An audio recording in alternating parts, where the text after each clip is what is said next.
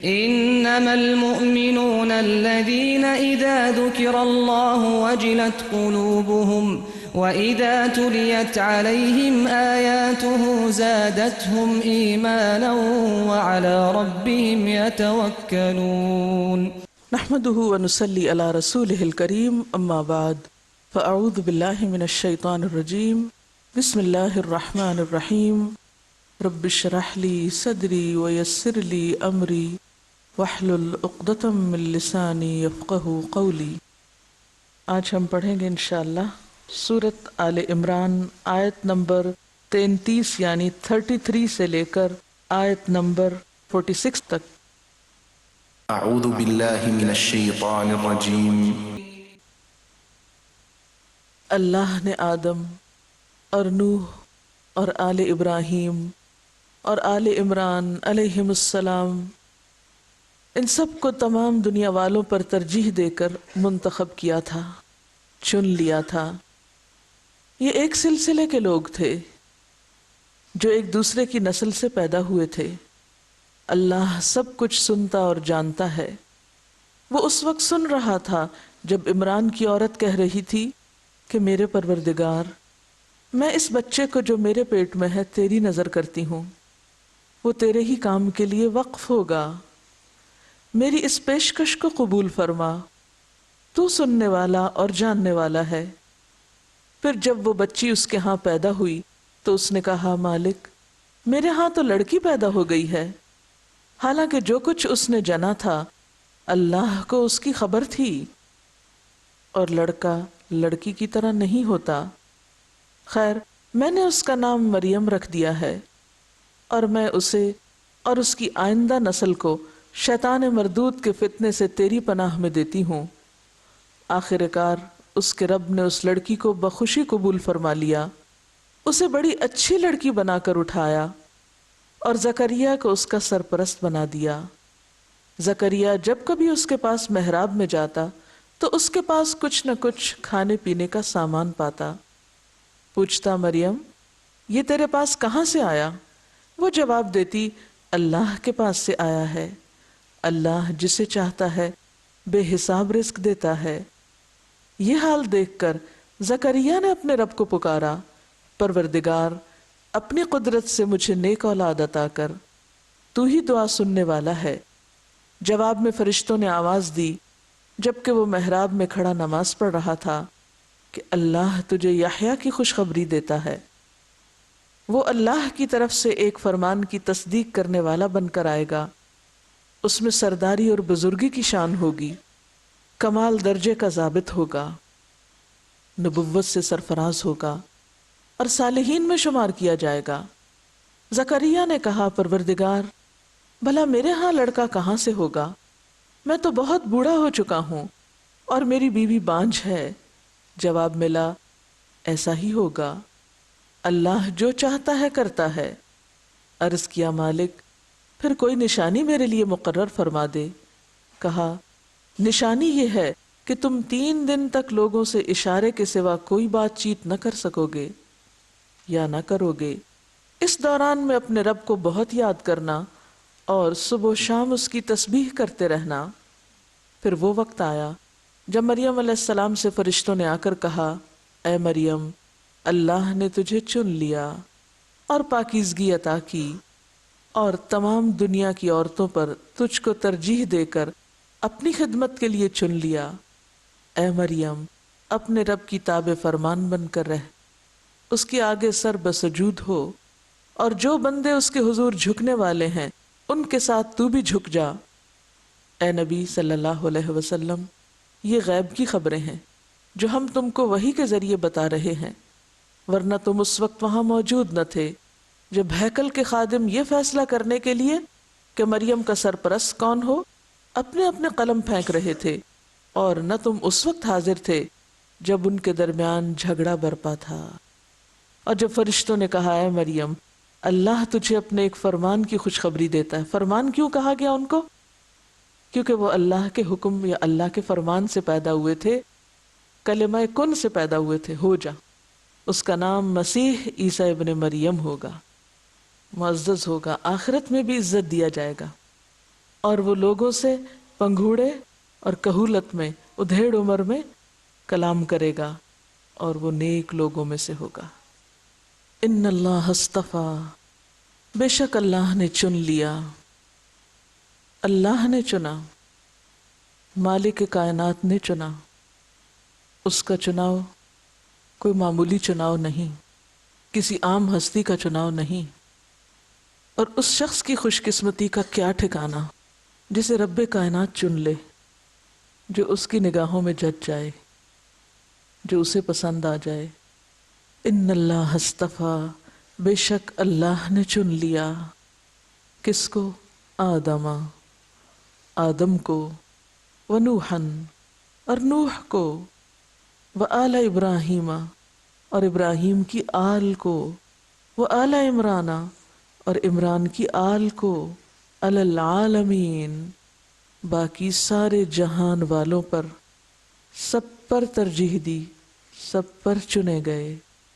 کیوں؟ وہ کیوں چنے گئے؟ ان میں کیا خاص خوبی تھی؟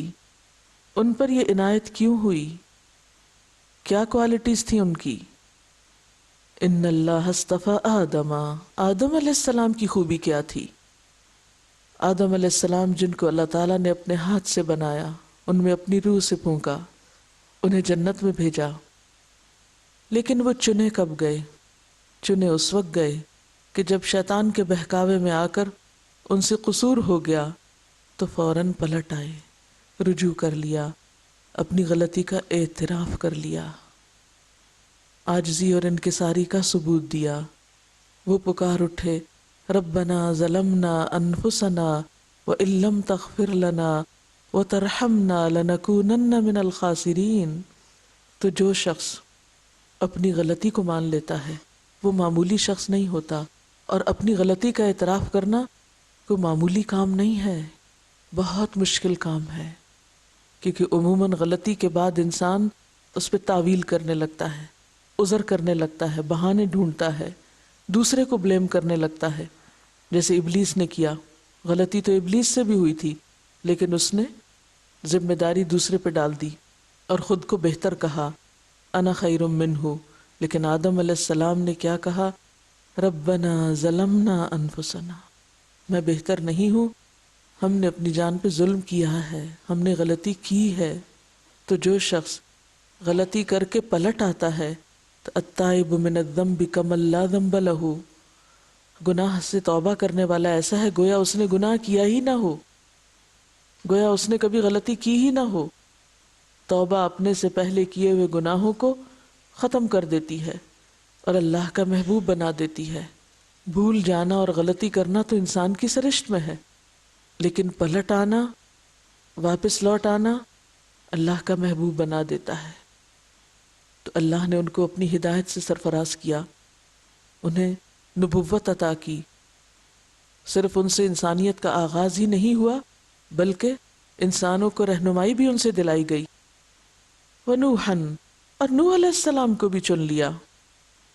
نوح علیہ السلام اللہ کے وہ بندے جن کے اندر اتنا صبر تھا کہ 950 سال کی تبلیغ کے بعد بھی لوگ نہیں مانے تو انہوں نے کام چھوڑ نہیں دیا، لگے رہے اور اللہ کے حکم کی تعمیل کرتے رہے۔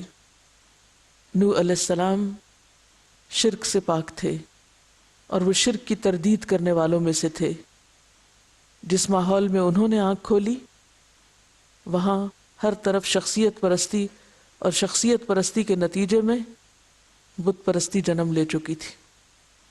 دنیا میں پہلی بار شرک کا دورہ تھا، تو انہوں نے شرک کے خلاف اور شرک کے ختم کرنے میں اور لوگوں کو اللہ کی طرف بلانے میں کوئی کسر اٹھا نہ رکھی۔ وہ اللہ کے چنے ہوئے بندے تھے۔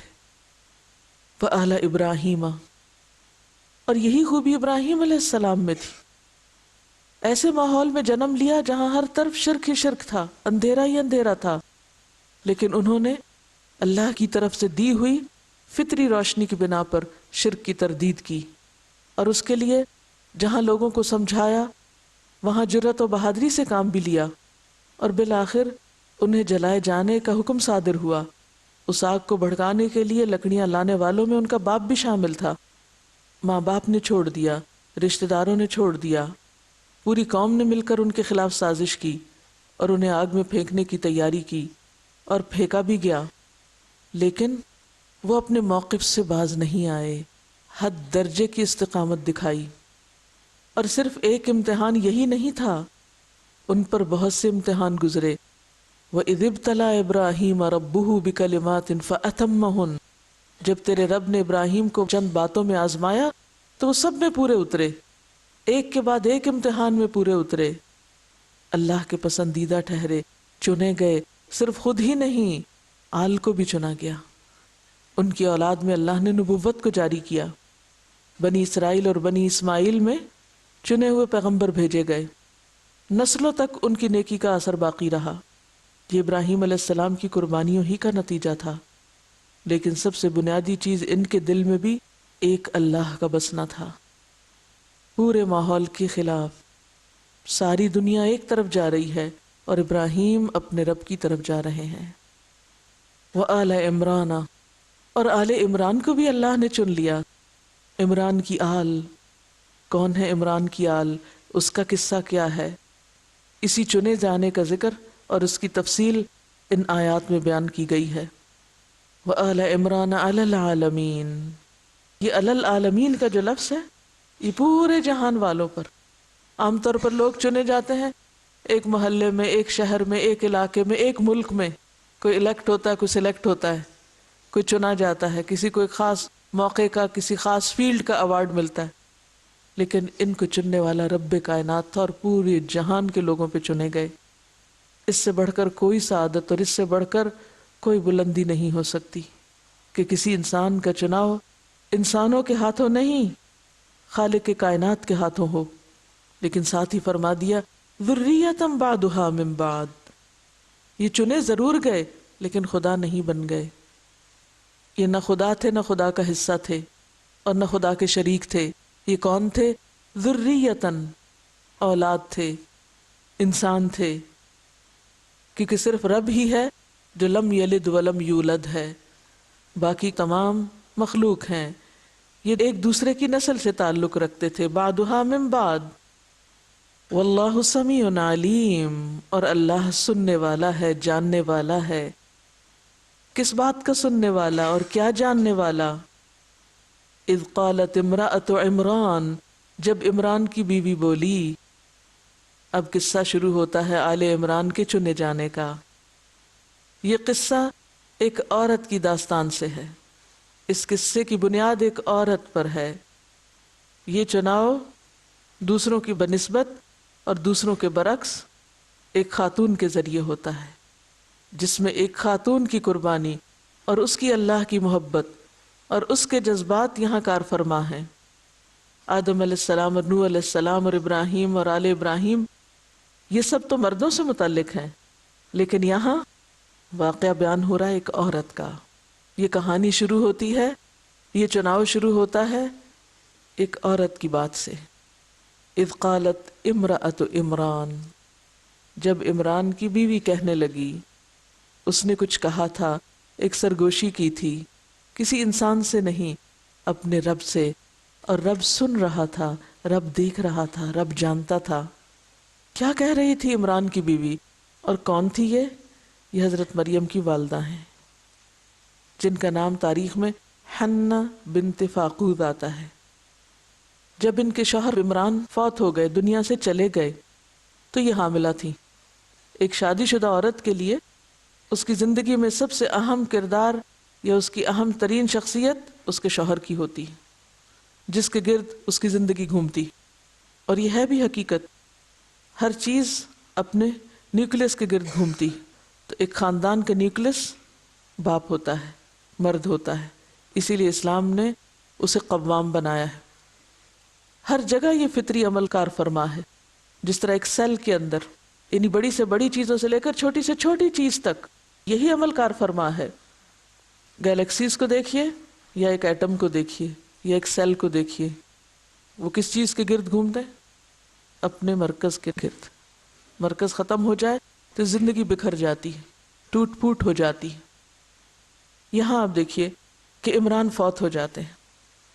ایک عورت کی زندگی کا جو محور ہے یا جو مرکزی نقطہ ہے وہ چھوٹ جاتا ہے اس سے، لیکن وہ مایوس نہیں ہے، وہ ہمت نہیں ہارتی، وہ بیٹھ نہیں جاتی، وہ اپنے رب سے شکوے نہیں کرتی، وہ اپنے رب سے سرگوشیاں کرتی، کیونکہ اصل مرکز محبتوں کا اور اصل محور اور بھروسے کے لائق اور اعتماد کے قابل تو ایک ہی ذات ہے نا، جو اس کو اپنی محبتوں کا مرکز بنا لے، جو اس کا سہارا پکڑ لے. اس شخص سے اگر عارضی سہارے چھن بھی جائیں تو بھی وہ لاسٹ نہیں ہوتے، وہ راہ گم نہیں پاتے، کیونکہ وہ بامقصد زندگی گزارنا جانتے ہیں. کمی تو ضرور ہوتی ہے، یعنی زندگی میں کمی تو ہو جاتی ہے، لیکن بامقصد لوگ ان سہاروں کے چھننے سے بے مقصد نہیں ہوا کرتے، ٹوٹ پھوٹ کا شکار نہیں ہوتے، کیونکہ وہ ایک دائمی اور ابدی سہارے کو تھامے ہوئے ہوتے ہیں، اور وہ اللہ کا سہارا ہے جسے عروۃ الوثقی کہا گیا ہے، لن انفصام لہا، جو سہارا کبھی نہیں ٹوٹتا. لہذا عمران کی بیوی کہتی ہیں ربی، اے میرے رب، انی نظرت لک، میں نے تیرے لیے نظر مان لی. کس چیز کی؟ ما فی بطنی، جو میرے پیٹ میں ہے، جو میرے پاس ہے، یعنی جو اولاد اس وقت میرے پیٹ میں ہے، جو بچہ اس وقت میرے پاس ہے، جو ایک تیری امانت ہے، میں اسے تیرے نام وقف کرتی ہوں. انی نظرت لک ما فی بطنی، کیسے؟ محررن، آزاد کرتی ہوں. محرر حر سے ہے، آزاد، کسی کا غلام نہ ہونا، یعنی اپنی خدمت اور اپنی ضرورت سے فارغ کرتی ہوں اس کو. شوہر تو نے لے لیا، بچہ میں خود دوں گی، میں تیرے نام نظر کرتی ہوں. ہم بھی نظریں مانتے ہیں. ہم عام طور پہ نظر کب مانتے ہیں؟ جب ہمیں کوئی مشکل پیش آتی، جب ہم مزید کچھ اور لینا چاہتے ہیں، پھر کچھ دینے پہ تیار ہو جاتے ہیں، تو تھوڑی سی بارگیننگ کر لیتے ہیں کہ یہ مل جائے تو یہ دوں گی، پہلے آپ دیں پھر میں دوں گی. لیکن یہاں ایسی کوئی بارگیننگ نہیں، کوئی مادی فائدہ حاصل کرنے کے لیے کچھ نہیں دیا جا رہا. انی نظرت لک، میں خوشی سے تیری نظر کرتی ہوں، تیرے نام پہ وقف کرتی ہوں اس بچے کو جو تو نے مجھے دیا ہے. ایک عورت کے لیے شوہر کے بعد سب سے پیاری چیز اس کی اولاد ہوتی ہے. عورت پہلے شوہر سے محبت کرتی ہے، اس کے بعد پھر اپنے بچوں سے محبت کرتی ہے. ایک پیاری چیز اللہ نے لے لی اور ایک پیاری چیز وہ خود اللہ کی جناب میں پیش کرتی ہے. انی نظرت لک ما فی بطنی. اور پھر آپ دیکھیے کہ جب ایک عورت کا شوہر فوت ہو جاتا ہے تو اس وقت وہ شوہر کی محبت بھی کس میں ڈال دیتی ہے؟ وہ بھی اولاد میں ڈال دیتی ہے، پھر اولاد سے اور زیادہ محبت ہو جاتی ہے. لیکن والذین آمنوا اشد حبا للہ، جو واقعی اللہ کی محبت کو پا چکے ہوں، پھر وہی ان محبتوں کو اس محبت میں قربان کرنا جانتے ہیں. اُنَبِّئُكُمْ بِخَيْرٍ مِّن ذَلِكُمْ، یہاں اس کی عملی مثال ہے کہ دیکھو، مثال تو کئی ہزار سال پہلے گزر چکی ہے. چنے جانے والوں کی ایک کہانی ہے یہ. ہم سوچتے ہیں، ہم کہتے ہیں، ہم دعائیں مانگتے ہیں، یا اللہ تو بھی ہمیں اپنے دین کے لیے چن لے، لیکن اس کی کوئی قیمت نہیں دینا چاہتے، اس کے لیے کوئی قربانی نہیں کرنا چاہتے. چنے بھی جانا چاہتے ہیں اور دینا بھی کچھ نہیں چاہتے. تو رب انی نظرت لک ما فی بطنی محررن، یا اللہ جو بچہ ہوگا تیرے دین کی خدمت کے لیے وقف ہوگا، میری طرف سے فارغ ہوگا، آزاد ہوگا، فتقبل منی، تو مجھ سے قبول کر لے. میری خوش قسمتی اس میں ہے کہ تو قبول کر لے. ابھی بچہ پیدا نہیں ہوا، ہاتھ میں بھی نہیں، لیکن پہلے سے ہی منصوبہ بنا رہی ہیں. انک انت السمیع العلیم، بے شک تو ہی سننے والا، جاننے والا ہے. تو میری پکار سن رہا ہے، تو میری بات سن رہا ہے، اور تو میرے دل کا حال جانتا ہے کہ میرے جذبات کیا ہیں، میرے احساسات کیا ہیں. چونکہ یہ ایک عورت کی بات ہے نا، تو بحیثیت ایک عورت کے اس چیز کو آپ زیادہ ریلیٹ کر سکتے ہیں. رکھیے اپنے بچوں کو سامنے اور سوچئے ان کے مستقبل کو. ہے کوئی جو اپنی پیاری ترین چیز دنیا کی کمائی یا دنیا کے فائدوں کے لیے نہیں، بے لوث ہو کر، بے غرض ہو کر اللہ کے دین کی خدمت کے لیے وقف کر سکے کہ مجھے اس کی کمائی نہیں چاہیے، مجھے اس کا سہارا نہیں چاہیے؟ اور یہ وہ عورت کہہ رہی ہے جس کا شوہر بھی نہیں ہے۔ بے شوہر عورت عموماً اپنے بچوں کو کیا سوچ سوچ کے پالتی، سہارا سمجھ کے کہ کل یہ میرے کام آئیں گے، کل یہ میری خدمت کریں گے، شوہر کی کمی پوری کر دیں گے۔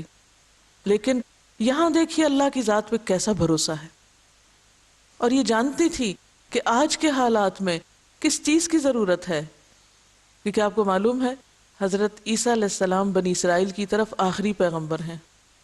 بنی اسرائیل کی طرف، یہ لفظ بھی یاد رکھیے، کہیں صرف آخری پیغمبر ہی نہ یاد رکھیے، بنی اسرائیل کی طرف آخری پیغمبر ہیں۔ ان کی آمد کا وقت قریب ہے، یہ اس سے کچھ ہی عرصہ پہلے، یعنی ان کی والدہ کی ولادت کا وقت ہے، چند سال کی بات ہے کہ آخری پیغمبر بنی اسرائیل کا آ رہا ہے۔ اور یہ دیکھا کہ بنی اسرائیل کے آخری پیغمبر کو اللہ نے ایسے پیدا کیا کہ جس کے لیے کسی باپ کا انتخاب نہیں کیا، عورت کے سپرد کیا، تم پالو اس کو۔ اندازہ کر سکتے ہیں معاشرے کے اندر کس قدر خرابی پیدا ہو چکی ہوگی، یعنی مردوں میں ایسے لوگوں کی یقینی طور پر کمی ہو گئی کہ جو واقعی اللہ کے دین کی خدمت کا کام کر سکیں۔ اس موقع پر عمران کی بیوی یہ سوچ کر اللہ کی محبت میں عہد کر رہی ہیں کہ یا اللہ جو میرا بیٹا ہوگا وہ تو تیرے کام کے لیے ہوگا، وہ تو تیرے دین کی خدمت کرے گا، میں اس کو اسی طرح پالوں گی، اسی طرح رکھوں گی کہ وہ تیرا بن جائے، وہ تیرے بندوں کی اصلاح کا کام کرے۔ زکریا علیہ السلام بھی اسی دور کے ہیں۔ زکریا علیہ السلام بھی کس بات پہ فکر مند ہیں، کیا غم کھا رہے ہیں، یا اللہ اولاد نہیں دی تو نے، کیا بنے گا بنی اسرائیل کا؟ جب زکریا علیہ السلام اولاد کی دعا کرتے ہیں تو ساتھ ہی کیا مانگتے ہیں؟ یرثنی و یرث من آل یعقوب، اللہ ایک بچہ دے جو میرا وارث تو ہو لیکن آل یعقوب کا وارث ہو، اس مشن کا وارث ہو، اس کام کا وارث ہو جو اس معاشرے کی ضرورت ہے، جو آج کے دور میں ہونا چاہیے۔ یہ ہیں باشعور لوگ جو صرف دنیا میں نہیں جیتے، جو صرف دنیا کی محبت اور حب الشہوات میں نہیں جیتے، وہ اس سے آگے کی سوچتے ہیں۔ یہ ہیں عقل مند لوگ، اور اس میں صرف مرد نہیں، خاتون بھی سوچ رہی ہیں، کیونکہ دین کی خدمت صرف مردوں کا کام نہیں، ہر دور میں عورت کا حصہ اس میں شامل رہا ہے۔ چاہے یہ موسیٰ علیہ السلام کا دور ہو جس میں ان کی والدہ، ان کی بہن، ان کی بیوی اور پھر فرعون کی بیوی، وہ سب شریک ہیں، چاہے پھر عیسیٰ علیہ السلام کی آمد سے پہلے کا دور ہو، بنی اسرائیل میں آنے والی نبوت کا آخری دور، کہ حالات نے ثابت کر دیا کہ بس اب بنی اسرائیل کے اندر حجت تمام کرنے کی ضرورت ہے، اب اس قوم کے اندر، اس امت کے اندر وہ قابلیت باقی نہیں رہی کہ یہ انسانوں کی ہدایت کا کام کر سکیں۔